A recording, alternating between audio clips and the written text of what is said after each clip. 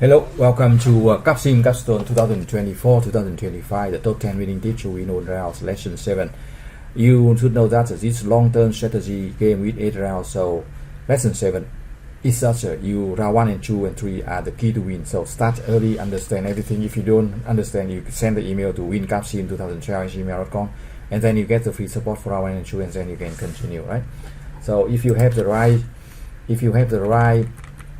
strategy, you see that you can get increasing result after round 3. Round 1 to 3 all the team quite equal for investment, but from round 4, if you invest right from round 1 to 3, you get double sale and double profit. From round 4 you get top sale, top profit, like you see on the screen, top stop price, top price much higher than the other competitors. So each round we need to understand all the decision, what decision to make, what report to read, how to update product, how to set price, how to calculate the forecast, how to set decision for production, how to set decision for HR.